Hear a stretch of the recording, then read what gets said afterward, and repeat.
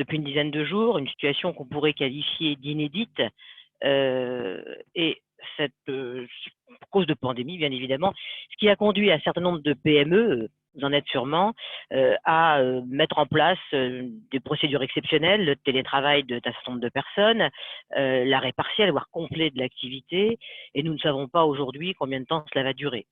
Donc, je dirais qu'il y a une inquiétude légitime qui s'installe pour les entrepreneurs.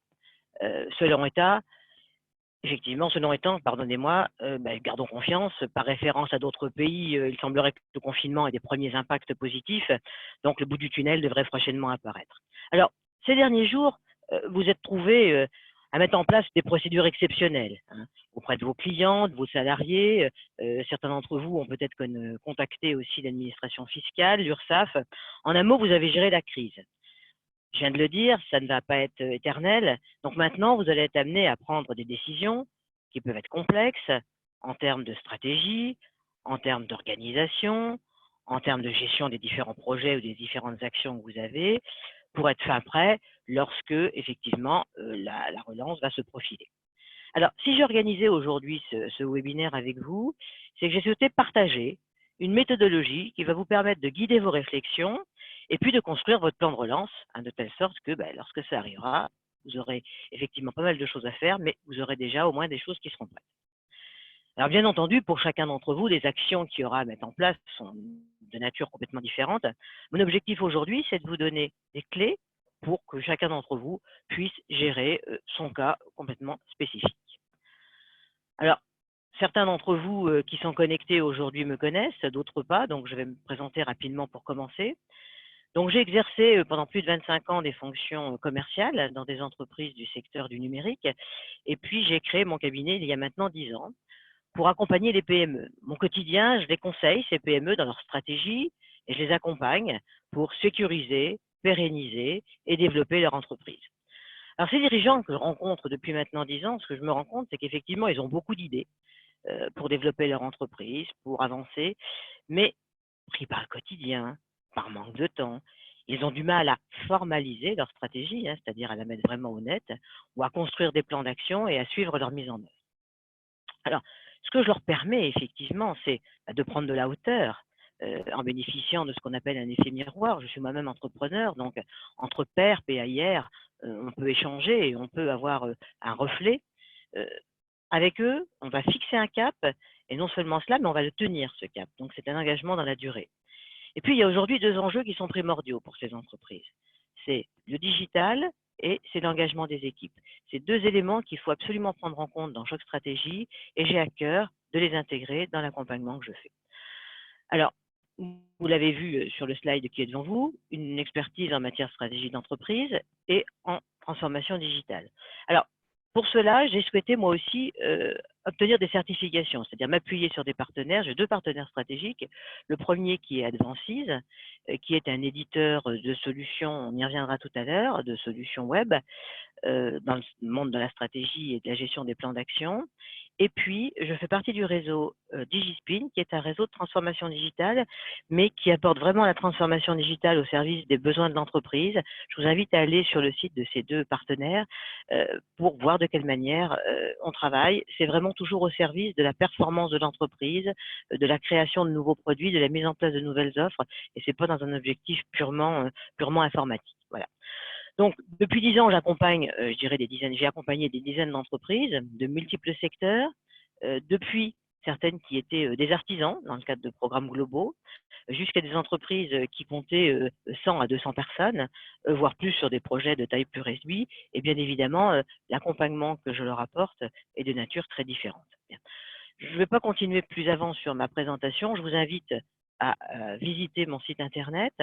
Vous y trouverez plus d'informations, notamment en matière d'offres, de performance commerciale en particulier, sur les différents piliers que je présente.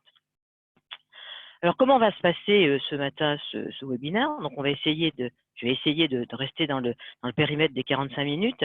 Et pour ceux à qui j'ai parlé tout à l'heure avant que ne commence ce webinaire, je souhaitais dire qu'effectivement, sur ces 45 minutes, je conserve un bon quart d'heure, 20 minutes, et on pourra même aller au-delà si certains le souhaitent, pour échanger autour de vos questions, qui, j'espère, permettront de bien comprendre la mise en place des clés données pour votre activité. Au niveau de ce webinaire, nous parlerons méthodologie. Je vous ai dit que je vous donnerai des clés. Donc, on va voir un petit peu un chemin méthodologique pour pouvoir faire vos analyses stratégiques ou étudier vos différents cas. Mais bien sûr, je resterai très concrète aussi en illustrant chacun des étapes de la méthodologie par un cas pratique d'une entreprise qui s'est trouvée dans le cas effectivement où elle avait besoin de se remettre en cause et de reformaliser sa stratégie. Et cela, je le ferai au travers de l'application Advancis, que je vous préciserai plus avant, sur laquelle je suis certifié. Voilà. Alors, juste une petite précaution, je vous donne, vous n'êtes pas obligé d'acquérir la licence de ce produit. Moi, je l'utilise dans mes démarches d'accompagnement client comme produit, et puis vous pouvez aussi l'utiliser de manière gratuite, puisque c'est un logiciel qui, sur ses premiers utilisateurs, a une licence complètement gratuite.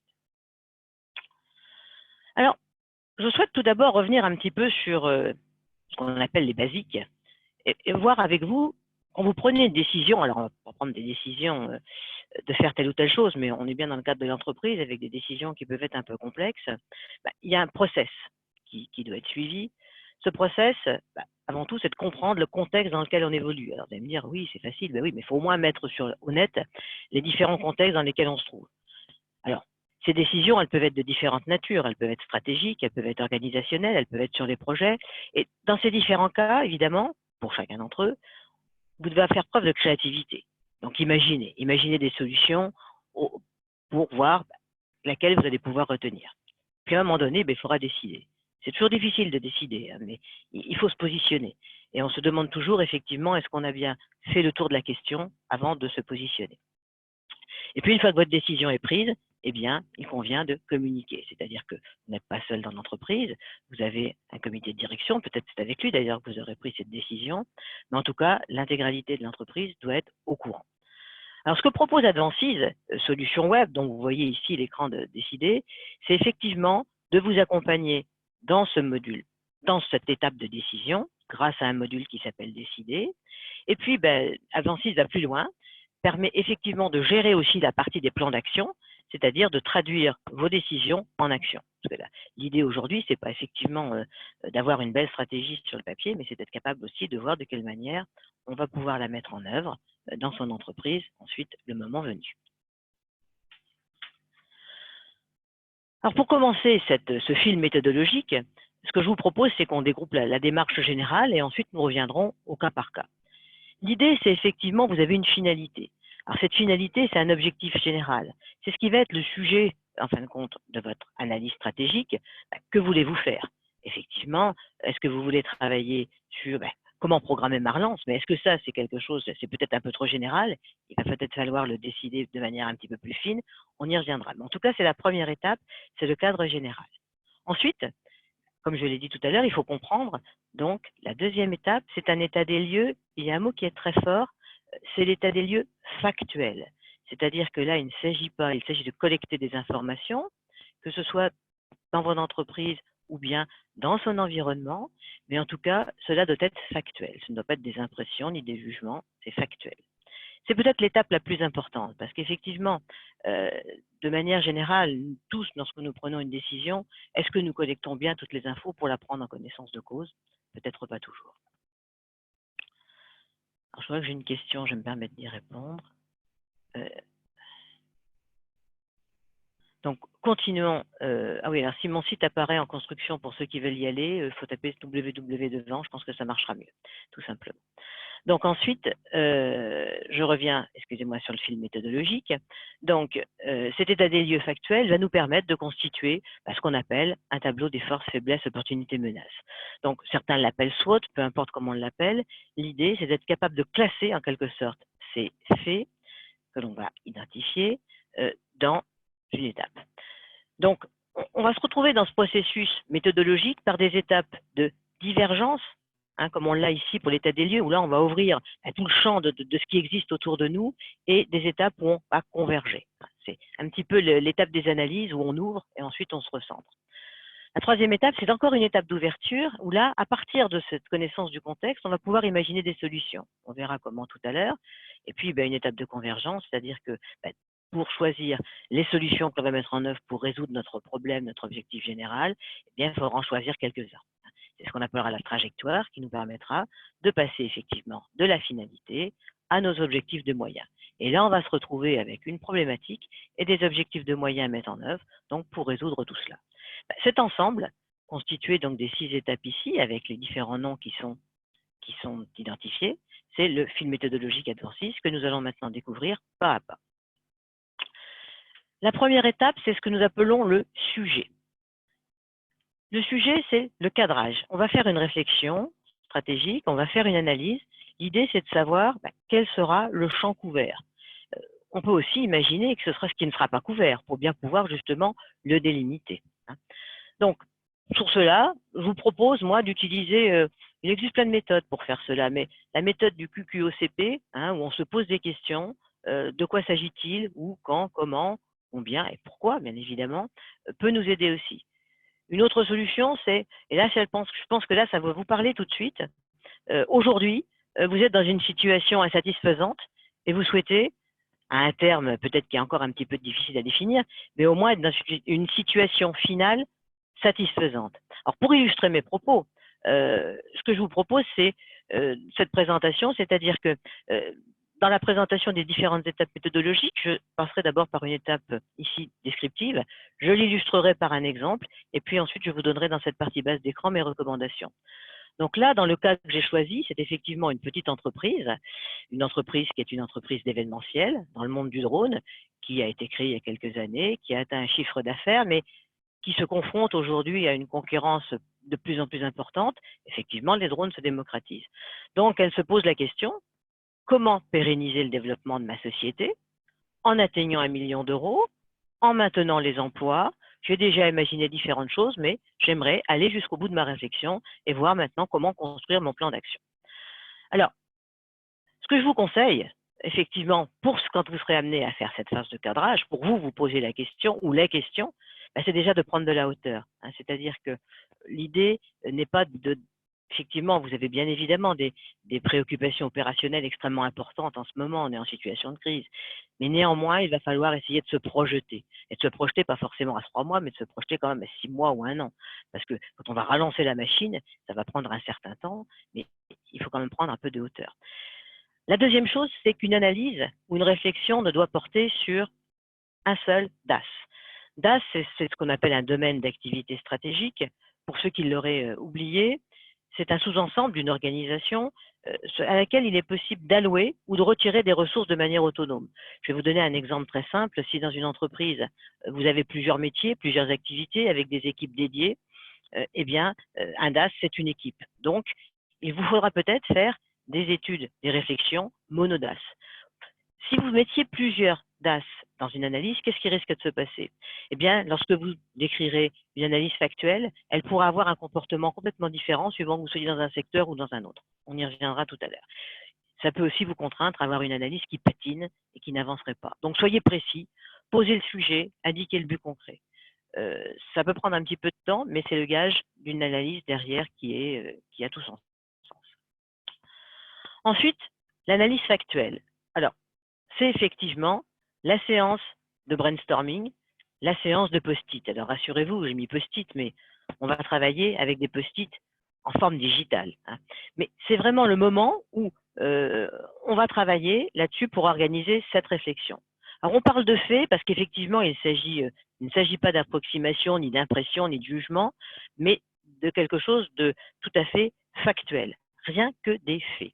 Alors, pour avancer dans cette approche d'analyse de faits, moi, je vous propose une méthode qu'on appelle des 5 M, c'est-à-dire que ça vous fait 5 axes de réflexion sur votre sujet. Le premier, c'est monnaie. Vous avez compris de quoi il s'agit, bien évidemment. C'est l'impact financier. On parle de budget, de subventions, mais de dépenses, de charges, de rentabilité, de marge, de risque. Tous ces sujets-là, vous devez être capable d'engranger des faits. Le deuxième volet ici, c'est l'aspect MEN, donc l'aspect ressources humaines. Donc, c'est tout ce qui va concerner les hommes au niveau de votre structure. Alors les hommes en tant que RH, c'est-à-dire pas en tant que production, on le verra tout à l'heure, notamment pour les activités de service. Donc ici, on va parler d'effectifs, de compétences, de savoir-faire, de professionnalisme, mais aussi de motivation ou de cohérence, sans oublier l'éthique, qui est un élément quand même extrêmement important. Le troisième, c'est ce que l'on va appeler machine en anglais, donc autrement dit, tout ce qui va être infrastructure, tout ce qui va servir à produire vos offres ou à produire vos services. Donc, cela peut concerner l'environnement de travail, les locaux, les méthodes, mais aussi le système d'information qui est important, vos équipements, votre machine, la logistique. En ce moment, pour certains d'entre vous, il y a peut-être eu des problèmes d'approvisionnement, notamment si vous approvisionnez en Chine. Ça rentre complètement dans ce point-là. Le quatrième, c'est le management. Alors, management, ça veut dire tout ce qui va impacter les fonctions de gestion de la structure. Alors, ces différentes gestions, c'est quoi? C'est le marketing, la production, les ventes, la recherche et le développement. Le management de toutes ces entités-là, qui prend les décisions, comment les prend-on, comment s'organise la mise en œuvre, comment évalue-t-on, comment travaille-t-on? C'est le quatrième volet.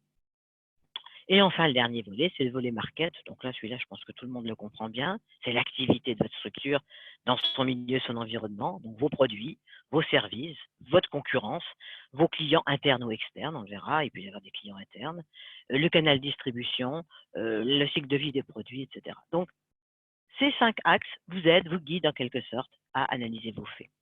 Bien sûr, chaque fait, on va le qualifier. Est-il interne ou est-il externe? Alors, juste une précision, interne ou externe. Interne ou externe, c'est par rapport à votre sujet. Imaginons que vous fassiez une analyse pour une de vos activités. Tous les faits que vous pouvez relever externes sont les autres activités. C'est bien pour ça qu'on parle des fois de clients externes. De clients internes, pardonnez-moi, j'en fais un lapsus. Donc, interne, c'est ce qui est à l'intérieur du périmètre de l'analyse que nous faisons, du sujet que nous étudions, externe à l'extérieur. Et puis, l'idée aussi, c'est l'impact favorable ou défavorable sur le sujet. Donc, prenons des exemples de faits dans notre application. On est ici dans le chapitre monnaie. Vous voyez qu'ici, il y a d'autres onglets pour les autres sujets. Eh bien, on va pouvoir qualifier en chiffre d'affaires, par exemple ici. On va dire, est-ce qu'effectivement l'impact est interne ou externe? Et si l'impact est favorable ou défavorable. Et puis, on pourra avoir aussi un niveau d'impact qui permet de qualifier, ça peut être important, pas important par rapport à notre sujet. On peut aussi d'ailleurs donner des descriptions plus importantes, voire mettre des liens par rapport à d'autres choses pour documenter nos faits. Pour une analyse, on va dire, assez complète, on peut arriver jusqu'à 100 faits. Donc, vous voyez que c'est quelque chose qui peut être assez conséquent et qui est une étape là aussi capitale. Les conseils que je vous fais pour cette étape-là, c'est de travailler en mode intelligence collective. C'est-à-dire que pour la collecte des faits, n'hésitez pas à impliquer vos collaborateurs. Alors peut-être pas l'intégralité, mais au moins les cadres de l'entreprise qui auront une vue que vous n'avez peut-être pas. L'autre volet, c'est d'être capable aussi de vous appuyer sur des diagnostics d'activité d'environnement. Pour ma part, dès lors que je travaille avec un client, je suis souvent amenée à faire des diagnostics d'activité. Notamment, ça nous permet de complètement comprendre toute la partie market, évidemment. Et ces diagnostics d'activité, je vous invite à les revisiter assez régulièrement, au moins à l'année, pour voir de quelle manière évoluent vos choses et ce qui permet éventuellement d'analyser et de relancer des analyses en tenant compte de ces nouveaux périmètres. Je vous conseille aussi de vous appuyer sur des outils. Alors, ceux qui ne les connaissent pas, je vous invite à les regarder sur Internet où je pourrais moi-même vous donner quelques documentations. Pour tout ce qui va être interne, vous pouvez travailler avec ce qu'on appelle le Business Line Canvas, qui est un état qui va vous permettre effectivement de bien segmenter. Segmenter qui sont vos clients, segmenter comment sont segmentées vos offres, quel est votre argumentaire. Donc, ce sont des éléments très, très forts. Et puis, pour tout ce qui est externe, de travailler avec ce qu'on appelle les matrices Pestel ou force de Porter. Pestel, pour ceux qui ne seraient pas familiers de cela, c'est tout ce que vous avez dans le macro-environnement de l'entreprise, avec les aspects politiques, économiques, sociaux, technologiques, environnement, législation, donc c'est l'acronyme de ces différents noms. Ça vous permet là aussi de situer votre entreprise par rapport à son marché, son environnement. Et puis les forces de Porter, c'est plutôt un micro-environnement, parce que M. Porter pense qu'il y a effectivement des forces qui commandent la concurrence au niveau d'un secteur. Je vais vous en donner une ou deux. C'est par exemple la menace des nouveaux entrants. Si vous êtes sur des marchés où il y a des nouveaux entrants qui arrivent, qui travaillent par exemple avec des plateformes ou avec des choses qui sont un petit peu différentes de ce que vous faites, ou avec un pouvoir de négociation que peuvent avoir certains clients, eh bien, ça vous permet d'avoir une vue encore plus complète de votre environnement. Pensez au digital aussi dans ces analyses, c'est quelque chose de très important. Et puis, soyez patient, parce qu'effectivement, le fil méthodologique, comme vous l'avez vu, il a un certain nombre d'étapes. Les solutions, c'est beaucoup plus tard qu'on va les voir. Donc là, des faits. Pour l'instant, vous n'imaginez pas. Lorsque j'anime ces ateliers, il est fréquent qu'on me mette j'ai besoin de recruter. Besoin de recruter, ce n'est pas un fait, c'est une solution. Par contre, un fait, c'est aujourd'hui, mon équipe commerciale est saturée. Elle ne peut pas faire plus de choses. Voilà. Donc, c'est juste pour vous donner un petit peu ici les clés en orange qui vous permettent de bien mener les réflexions pas à pas pour bien gérer les choses, chacune à leur moment. Une fois que ces faits pardonnez-moi, que ces faits sont établis et sont énoncés, ce qu'on va faire, c'est qu'on va les regrouper. Pourquoi? Parce qu'effectivement, si on se retrouve avec une centaine de faits, c'est difficile à manipuler. Et puis, ce qui peut être intéressant, c'est d'être capable de dégager des catégories au sein du tableau force, faiblesse, opportunité, menace. Donc, ici, on se place par exemple au niveau de la case force. On a constitué des groupes de faits dans notre exemple. Et le titre du groupe de faits nous permet de répondre à la question en quoi ce groupe sert-il, alors soit en force, faiblesse, opportunité, menace, suivant où on se trouve, notre ambition. Bien, ici, on avait des faits. Vous voyez qu'on avait ici une expérience de pilotage de drone, des appareils, des nacelles, donc on avait tout un matériel. Ce qui va être une force pour nous et qui est importante, puisque vous voyez qu'on peut noter les impacts sur 4 étoiles, ici on l'atteint, c'est qu'effectivement, c'est la variété, la polyvalence du matériel. Donc le groupe va nous permettre de vraiment indiquer comment notre ambition est servie. Donc encore une fois, prenez de la hauteur et je vais vous le redire à plusieurs reprises, soyez vigilants à la formalisation. C'est-à-dire que tout ce que vous allez retrouver là va vous servir, notamment dans un certain nombre de synthèses que nous ferons tout à l'heure et qui vous serviront par exemple à défendre un dossier devant un investisseur, devant un banquier. Donc prenez de la hauteur et formalisez. Ici, il ne s'agit pas de mettre matériel et dire que le matériel est une force, mais ce qui est important, c'est que pour votre projet, c'est que le matériel, il est varié, qu'il est polyvalent. Donc, c'est extrêmement important de formaliser avec les règles que j'indique. Alors, ici, vous aurez peut-être des faits qui n'auront pas d'impact sur votre projet, c'est-à-dire que ici, dans cet exemple, vous ne le voyez peut-être pas, mais si on en allait jusqu'au bout de l'analyse, vous pourrez, en vous connectant sur Advances, quand vous créerez un compte, on peut créer des comptes gratuits si vous avez envie, il y avait un fait qui s'appelait chiffre d'affaires de 800 000 euros. Vous voyez qu'il est ici.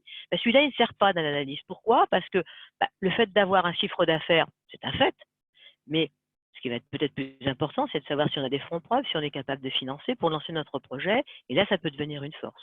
Donc, dans le cadre du projet particulier, on a délivré des faits qui ne sont pas utilisés. Alors, ils pourraient être aussi utilisés dans d'autres hypothèses de traitement, donc on les garde quand même. C'est important de les avoir, mais dans les groupes, ne retenez que les faits qui ont un sens. Nous arrivons à l'étape de solution, c'est-à-dire que là, nous allons commencer à voir le chemin avancer de manière très significative. Donc, pour créer une solution, nous allons confronter un groupe interne, c'est-à-dire soit une force, soit une faiblesse, avec un groupe externe, soit une opportunité et une menace. Donc pour cela, quand on a notre tableau des forces, faiblesses, opportunités, menaces, il va nous suffire de faire du drag and drop. Je prends une force, je prends une menace, je prends, etc. ce que je souhaite. Dans l'exemple ici, nous avions une solution, on avait choisi, vous voyez, une faiblesse et une opportunité. Donc, pour maintenant rédiger le titre de cette solution, comment va-t-on confronter? Généralement, on ne peut agir que sur l'interne. L'externe, c'est quand même beaucoup plus difficile. Donc, on agit avec un groupe interne sur un groupe externe. Pour notre exemple, eh bien, nous avions ici une faiblesse qui était notre force commerciale qui était à plein potentiel. L'opportunité, c'était marché de l'événement en hausse. Eh bien, qu'est-ce qu'on va faire? On va développer nos ressources commerciales. Donc, ça y est, nous passons à l'action. Nous trouvons des solutions qui sont actuellement au maximum, donc c'était notre faiblesse, pour relever le défi de l'événementiel, puisque l'opportunité, c'était un marché en hausse. Donc ça, c'est une véritable solution. C'est quelque chose qui va nous permettre d'avancer. Alors, classiquement, vous allez me dire, oui, mais bon, ça, on sait faire, mais je pense qu'aujourd'hui, quand on fait une analyse, sans utiliser une méthodologie aussi précise que celle que je vous présente, on oublie beaucoup de solutions. En effet, ces solutions, il y en a de 4 types. C'est des 4 croisements qu'on peut avoir effectivement. Celle à laquelle on pense toujours, c'est la solution de développement, quand on croise une force avec une opportunité. Effectivement, c'est celle qui vient la première à l'esprit. La deuxième, c'est la solution dite de renforcement, qui est indiquée ici, comme vous le voyez en jaune, c'est celle qui apparaît là. C'est lorsque l'on va croiser une force avec une menace. C'est-à-dire qu'on est fort, mais il va falloir qu'on soit encore plus fort, qu'on se renforce pour pouvoir contrer la menace. L'adaptation. Je suis faible, mais il y a une opportunité. Donc, je vais devoir me renforcer. C'était le cas de tout à l'heure. On va donc recruter pour pouvoir nous adapter. On va devoir se transformer pour être plus fort en face de l'opportunité et être capable de la traiter. Et puis, il y a aussi la solution défensive. Il faut quelquefois mettre des contre-feux pour pouvoir se mettre en situation. Exemple, une solution défensive, vous avez plusieurs activités, vous avez plusieurs produits, il y en a un qui effectivement est vous avez un concurrent qui est spécialisé, qui est pure player dans ce produit, eh bien, il faut peut-être arrêter, et la solution défensive, c'est d'arrêter effectivement le développement de ce produit face à un concurrent qui de toute façon est incontrôlable et vous recentrer sur autre chose. Donc, surtout, quand on fait cette phase-là, il faut imaginer toutes les combinaisons possibles. Alors bien sûr qui ont un sens dans le cadre du projet, mais ne pas se limiter aux solutions, je dirais, de facilité. Imaginez vraiment toutes les combinaisons. Ça permet ainsi d'être vraiment créatif et de faire émerger ce qu'on appelle des solutions disruptives, c'est-à-dire des solutions auxquelles on ne pense pas et qui peuvent vraiment changer la donne. Et à ce moment-là, vous vous montrez complètement différenciant. Donc ça, c'est très, très important de vraiment ouvrir le champ des possibles et vraiment en regardant toutes les combinaisons possibles que l'on a ici.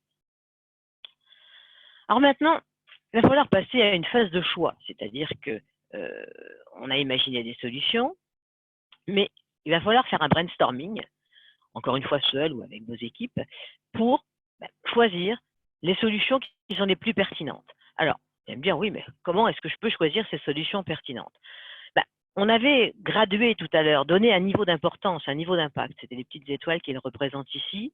Ce qu'il va falloir, c'est déjà regarder celles qui sont assez impactantes, qui ont un niveau au moins de 3 ou de 4, mais qui, par rapport à votre projet, vont avoir un impact encore plus important par rapport à votre ambition, et puis aussi dans les délais, quelquefois les plus rapides, parce qu'on sait bien qu'on a des choses qui ont un impact à plus long terme et d'autres à plus court terme.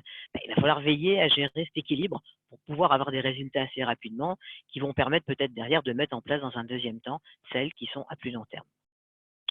Donc, ainsi, alors, dans Advancis, ça se fait, vous voyez, simplement par des petites croix, mais ce qui est important, c'est surtout la phase de brainstorming. Ça vous permettra de choisir vos trajectoires, effectivement, qui vont permettre de traduire votre ambition en phase d'objectifs stratégiques. Il nous reste une étape, ça va être effectivement, oui, alors, mes conseils quand même, effectivement, choisir, c'est renoncer. Effectivement, il va falloir gérer vos priorités. Et puis, être comme Talleyrand, c'est-à-dire avoir les moyens de ses ambitions. Donc, ne mettez pas la barre trop haute, vous pourriez être déçu assez rapidement. Les objectifs, vous vous rappelez que c'était le dernier pas de notre fil méthodologique. Les objectifs, on va les obtenir en déclinant une stratégie en objectifs. Vous le savez tous, un objectif doit être SMART. Alors, je rappelle un petit peu ce que veut dire SMART, effectivement, l'acronyme. SMART spécifique, c'est effectivement relatif à quelque chose de précis. Mesurable, eh bien, c'est de mettre en place un instrument de mesure, un capteur à un endroit pour bien le mesurer, à condition que ce soit aussi accessible, c'est-à-dire qu'on dispose de la donnée en question.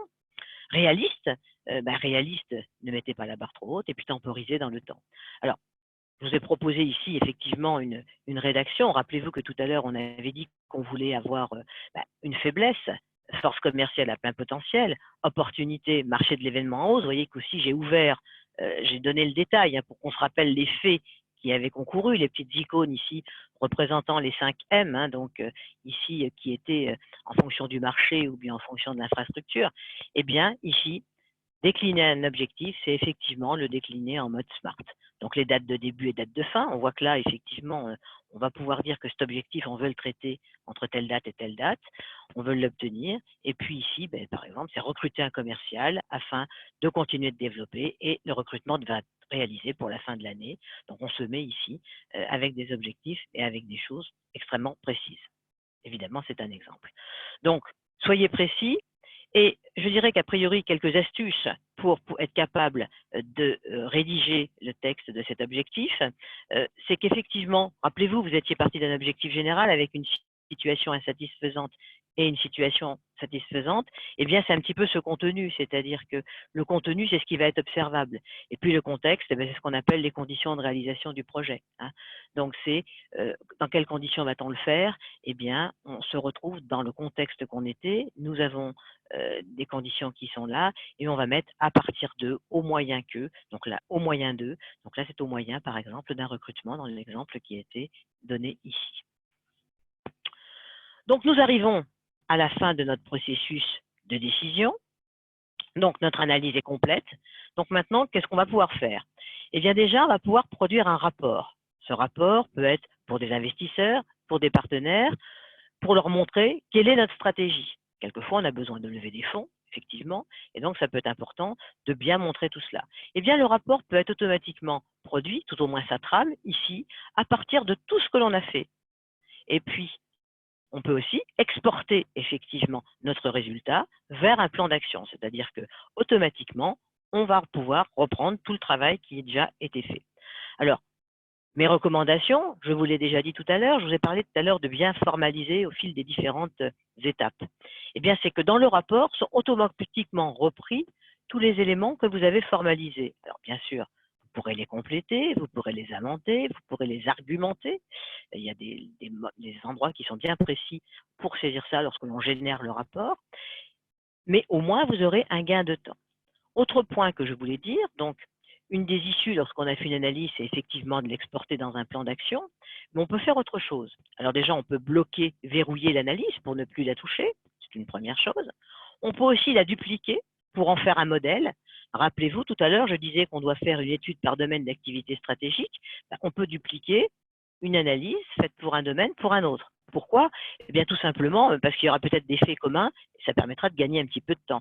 Mais au moins, dans d'autres sujets plus simples, ça peut être aussi facile de l'avoir. Ça permet aussi de gérer des plans pluriannuels. Rappelez-vous tout à l'heure, on peut dire que très bien, pour faire le plan de l'année plus 1, on va choisir la solution 1, la 4 et la 5. Mais par contre, pour l'année N plus 1, on peut faire un autre plan et à ce moment-là, choisir d'autres solutions. Donc, ça veut dire que tout le travail qu'on a fait, on peut le décliner en plusieurs plans d'action ou en plans pluriannuels. Ça peut vous permettre aussi de gérer plusieurs hypothèses, c'est-à-dire que vous aviez choisi telle solution, vous pouvez en choisir d'autres, faire des mix différents, construire. Donc, on peut mitiger comme cela et gérer plusieurs hypothèses de travail. Ça vous permet aussi de valider votre choix par rapport à ces différentes hypothèses. On passe maintenant effectivement à la suite. On va passer au plan d'action. Donc, on va passer des objectifs au pilotage du plan d'action. Même démarche que tout à l'heure, le fil méthodologique. Donc, ce que nous venons de faire, ce que nous venons de passer, c'est la première étape qui va être tout le process de décision. On en est là aujourd'hui. Ensuite, ce que nous allons devoir faire, c'est par objectif. Donc, tout à l'heure, vous vous rappelez que l'objectif, c'était effectivement de développer, de recruter un commercial, etc. Eh bien, on va faire un brainstorming pour trouver des idées d'action. Donc, ces actions, effectivement, on aura peut-être à les prioriser, c'est ce que représente ici ce graphe, nous permettront d'avancer. Ensuite, pour chacune des actions, nous identifierons des tâches et ces tâches, nous pourrons derrière les assigner à des personnes qui ne sont pas forcément nous-mêmes, qui sont des collaborateurs de l'entreprise et on pourra en faire un suivi. Dernière étape, bien évidemment, on aura l'étape de suivi du plan d'action qui nous permettra de voir l'avancement du projet en question. Donc tout ça pour dire que le process complet de gestion du plan d'action est géré dans Advances. Alors, pour avancer dans votre plan d'action, les questions que vous aurez à vous poser, c'est effectivement comment je passe d'objectif à action en tâche. Alors déjà, une première remarque, la différence entre action et tâche, une action va être décomposée en tâches qui sont en quelque sorte les tâches des actions élémentaires. Cela étant, la grande différence, c'est qu'une tâche n'implique pas de résolution de problème. Je vais vous donner un exemple simple que tout le monde peut être amené à comprendre. Une action, ça peut être par exemple, je veux tourner un film. Et puis la tâche, ça va être votre to-do list dans laquelle il y aura une succession d'exécutions sur laquelle on ne remettra pas en cause un certain nombre de choses comme ça. Donc ça, c'est une première chose. Ensuite, il faudra effectivement quelquefois prioriser les actions. Si vous avez trop d'actions à faire, eh bien, il faudra les prioriser. La petite matrice qu'il y avait sur l'écran précédent montrait que nous pouvons prioriser par effort, c'est-à-dire qu'avec des indicateurs de coût, de complexité, de temps et d'impact, eh ben, on peut choisir de mettre en place uniquement les actions pour lesquelles on a les moyens de le faire. Alors ensuite, nous conseillons de piloter par les tâches, c'est-à-dire que les tâches peuvent être affectées à des personnes différentes qui chacune vont gérer leur avancement des travaux. Eh bien, c'est ce que l'on voit ici au niveau de notre outil d'avancement de tâches que je vais découvrir. C'est-à-dire qu'au niveau de cet outil de pilotage, chacun pourra aller donner l'avancement des tâches et automatiquement, le pilotage sera fait de ce niveau-là. Les tâches viendront impacter les actions viendront impacter derrière l'objectif. Et les objectifs, vous en doutez, impacteront l'avancement du plan d'action. Rassurez-vous, tout cela est pondéré, je ne veux pas rentrer dans le détail aussi, tout cela est pondéré de telle sorte que l'avancement soit réaliste. Donc, ce que l'on voit en termes de suivi de plan d'action et d'outils de pilotage, eh bien, c'est qu'on peut ouvrir, vous voyez qu'il y a des petits plus et des moins sur mon planning. Donc, je peux ouvrir une action pour voir les tâches ou je peux ouvrir un objectif. Ici, par exemple, il était ouvert. Là, vous voyez que ce n'est pas ouvert. Si j'appuie sur le plus, eh bien, je redescends derrière toute ma hiérarchie. Donc, ça, c'est déjà un premier outil de suivi. Mais il y en a d'autres. Il y a pour chaque utilisateur qui, lui, a en charge un certain nombre de tâches, eh bien, de voir la liste de ces tâches pour avancer, pour recruter. Donc, l'avancement du curseur, j'en ai déjà parlé. Donc, ça veut dire qu'en termes de plan d'action, il va falloir organiser, décrire les actions, parce qu'ensuite, lorsque vous confierez des tâches à des collaborateurs, eh bien, il faudra savoir dans quel contexte ça se situe. Je vous conseille de bien pas descendre à un niveau trop fin de granularité. Pourquoi? Parce qu'effectivement, plus le grain est fin, plus on a un niveau de pilotage important et plus le temps de pilotage peut prendre vraiment du temps. Donc, on est dans des niveaux de plan ici qui sont des niveaux de plan stratégiques. Surtout de mettre en œuvre l'intelligence collective pour le brainstorming des actions et puis dans la délégation de management, ce qu'on appelle le management par objectif, c'est-à-dire confier à un collaborateur l'exécution d'une tâche, pourquoi pas même un petit peu plus haut, d'un objectif. Voilà. Et puis de travailler là aussi avec des modèles. Donc voilà, vous avez les clés. Maintenant, il vous appartient de vous lancer. Donc, comment travailler? Vous pouvez continuer à vous lancer seul, c'est-à-dire qu'aujourd'hui, vous pouvez ouvrir un compte gratuit Advances, vous pouvez le faire à la fin de ce webinaire, directement y aller. Et puis, vous pouvez continuer seul ou avec vos collaborateurs. Donc, il vous suffit ici d'aller sur le portail Advances et puis d'ouvrir un compte discrètement et d'avancer. Mais attention, si vous commencez seul, il va falloir mesurer des risques. C'est-à-dire que le syndrome de la feuille blanche, vous êtes seul, c'est un petit peu difficile. Quelquefois, on se retrouve tout seul, d'aller faire un petit peu l'état des lieux. Je m'y suis retrouvé moi-même quelquefois où j'ai vu ce que certains dirigeants faisaient. Mais effectivement, l'effet miroir que je peux apporter peut vraiment prendre le dessus et vous aider à avancer sur ce sujet-là. Par ailleurs, lorsque vous venez des rendez-vous pris par le quotidien, vous pouvez laisser les tâches, ça peut prendre beaucoup plus de temps. Vous pouvez avoir des questions en matière de formalisation. Globalement, si vous avancez seul, cela peut prendre du temps. Est-ce qu'aujourd'hui vous en avez? C'est à vous de le savoir. Vous pouvez aussi continuer accompagné par un expert. Et là, c'est plus facile de sortir du quotidien, de bénéficier de l'effet miroir. Et moi, ce que je vous propose, c'est une solution complète. À la différence de ce que peut-être certains de mes confrères font, c'est que j'apporte une méthodologie. Je vous permets d'utiliser une application. Bon, vous ouvrez un compte, mais c'est gratuit. Si vous voulez aller beaucoup plus loin, moi, je vous mets à disposition mon application. Et puis, surtout, l'accompagnement, il est à votre mesure. Je vous ai dit que j'accompagnais, moi, des entreprises depuis l'artisan, il m'est arrivé de le faire, jusqu'à des entreprises de plusieurs centaines de personnes. L'accompagnement que je fais, c'est pas le même. On y reviendra tout à l'heure, mais je peux vraiment accompagner dès à présent des PME ou des TPE sans souci. On pourra digitaliser vos pratiques et engager vos collaborateurs. Alors pour ça, je vous propose des formats d'accompagnement. Alors ce qui est intéressant, c'est que bien évidemment, on parle de digital, donc l'accompagnement peut se faire à distance. Les outils avec lesquels on travaille aujourd'hui, on a effectivement la possibilité avec de la vidéo et avec des outils comme celui que j'utilise aujourd'hui, Zoom, de travailler à distance, bien sûr dans vos locaux. Alors avec une offre, on va dire packagé de business coaching, qui est assez inédite, parce que c'est effectivement de faire un coaching business à distance. Moi, je propose des formats qui sont des formats de 50 heures, alors sur une année, où il y a une étape effectivement initiale de cadrage et de lancement, et puis ensuite des sessions régulières. Ça peut être une session de 3 heures par mois, par exemple, ou plus fréquent en fonction de ce que vous souhaitez, ou une fois qu'on aura cadré et lancé le résultat ici, on pourra faire le suivi du plan d'action, mettre en place des actions correctives, traiter un autre sujet. Vous avez une préoccupation qui est arrivée, à voir de quelle manière on va pouvoir la traiter. Et puis moi, je pourrais vous mettre à disposition des outils, des méthodes complémentaires par rapport à tout ce que je peux avoir aujourd'hui dans mes bibliothèques. Et puis, ça peut être aussi à la carte, en mode workshop, en mode atelier digitalisé, où là, vous souhaitez mener une réflexion avec un de vos groupes de collaborateurs sur une de vos pratiques. Je vais vous donner un exemple aujourd'hui que j'ai évoqué avec un de mes clients. Il a aujourd'hui une problématique avec ses sous-traitants, problème de marge. C'est vrai que tous les cadres de l'entreprise le constatent. Comment travailler ensemble sur ce sujet? Comment pourrions-nous réduire, augmenter nos marges, tout en effectivement gardant de très bonnes relations avec nos sous-traitants? Ça peut faire l'objet d'un workshop digitalisé, c'est-à-dire qu'on pose bien la question et pendant une demi-journée, on travaille sur ce sujet. Alors, il y a des exemples de thématiques de workshop qui sont là, sur lesquels d'ailleurs vous trouverez des plans d'action, des choses. Advances vous le propose et avance.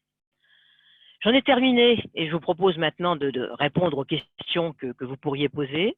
J'espère vous avoir donné un certain nombre de clés, vous avoir donné envie d'avancer, de progresser dans vos réflexions et d'être dans une meilleure situation possible pour entamer cette relance dans quelques semaines, je l'espère.